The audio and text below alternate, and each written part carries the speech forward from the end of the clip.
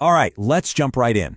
We're going to talk about a piece of paper that honestly can strike fear into the heart of just about anyone who gets it. But stick with me, because in the next few minutes, I'm going to show you how to see it not as a threat, but as your single best chance to take control. You know that feeling, right? You see that thick, official-looking envelope, it's got the court crests on it, and boom, your stomach just plummets. Instantly, you're on the back foot. But what if we could flip that script? What if you could turn that shot of panic into a surge of confidence? Okay, so this is it, Form N11. Now, in England and Wales, this is the form you use to respond to all sorts of civil claims. We're talking things like defamation, nuisance disputes, breach of contract, basically anything where someone isn't suing you for a specific fixed amount of money.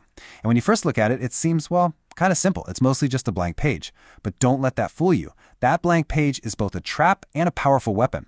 It means the ball is completely in your court. The entire weight of building your defense, it's all on you, right from scratch. So here's the game plan for this explainer. First, we're going to tackle that deceptive blank page. Then, we'll get into the core principles, the absolute must-know rules. After that, we'll dive into a couple of real-world case files so you can see how this stuff actually plays out. And finally, we'll bring it all home and show you how to build your own rock-solid counter-narrative. Sound good? Okay, first up, the deceptive blank page. Look, it is so easy to see this thing and think, oh, it's just another form to fill out. That is a huge mistake. A better way to think about it? This is the battlefield. This is where you draw the lines and define what this whole fight is actually about. Seriously, everything that happens next in your case, it starts right here with how you handle this document. But before we get into the nitty-gritty, I have to stop. I need to give you a massive, and I mean massive, warning. Getting this wrong, it's not just a small error. It could be one of the most catastrophic mistakes you could possibly make. And here's why. This is incredibly important. In the UK, Form N11 is your defense form. It's how you fight a claim. But in Ontario, Canada, a form with the exact same name, N11, is an agreement to end a tenancy. They do the complete opposite thing. One is for disputing a claim, the other is for agreeing to something. Can you imagine? You go online, you grab the wrong one, and you could accidentally sign away your rights, agreeing to the very thing you wanted to fight. So let me be absolutely crystal clear. Everything we're talking about today applies only to the N11 defense form used in England and Wales. Got it? Good. All right, now that we've got that crucial warning out of the way, let's get to the good stuff, the rules of engagement. And you know what? Mastering this form isn't about knowing a bunch of fancy legal jargon. It's about a simple but really powerful method. This right here, this is the absolute core of a killer defense.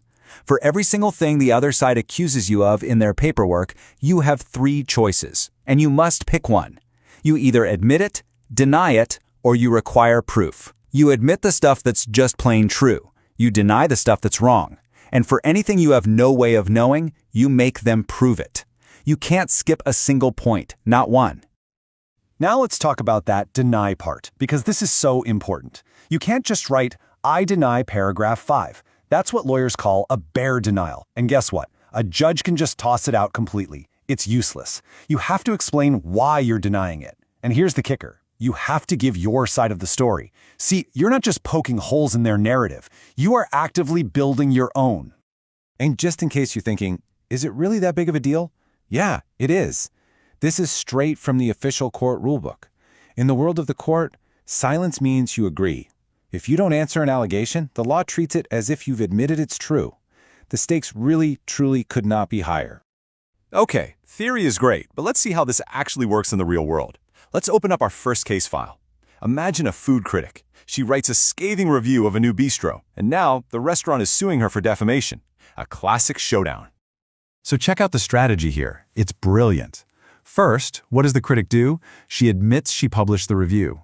I mean, of course she did. It's an undeniable fact. This makes her look reasonable to the judge right away. But then comes the fight. She denies that what she wrote was legally defamatory, and she denies it caused any serious harm to the bistro's reputation.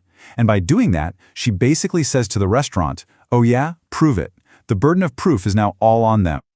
And this is where she starts building that counter-narrative we talked about.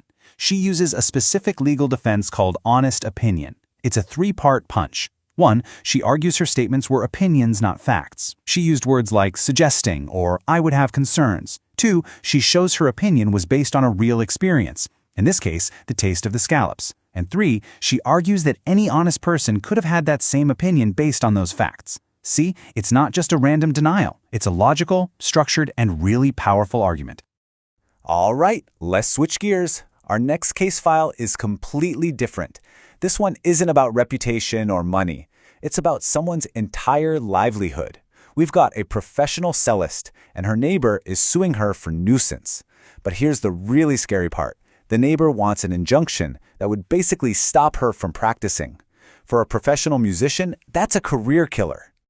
So let's break down her strategy. Just like the critic, she admits the basic fact. Yes, I practice my cello here. Why deny it? But then she hits them with the key legal point. She denies that her practice is an unreasonable interference. She frames it as just a normal, ordinary, and lawful part of her job. Then she goes on the attack against what they're asking for. An injunction to limit her to 1 hour a day? She argues that's completely disproportionate. It's an extreme solution that would literally destroy her ability to earn a living. And here's the thing. She doesn't just say she's being reasonable. She shows it. With receipts. This number you're looking at? £4,500. That's how much money she spent out of her own pocket on professional-grade soundproofing. Not because she had to, but because she wanted to be a considerate neighbor. That's a powerful piece of evidence. And it gets better. She then lays out her entire practice schedule for the court to see. It's incredibly strict and totally self-imposed. She only practices on weekdays during normal business hours. She even takes a 2-hour break for lunch. No weekends, no bank holidays. This isn't just a simple denial anymore, is it? It's a mountain of evidence that screams, I am being more than reasonable here. Okay, so let's pull all these threads together. What have we learned? The real secret to conquering Form N11 isn't just about filling in the boxes correctly. It's about a total shift in how you think about it. So here's what you need to remember. First, Form N11 is your chance to tell your story. Second, you have to deal with every single point they make. Admit, deny, or require proof. Third, when you deny something, back it up with facts and evidence.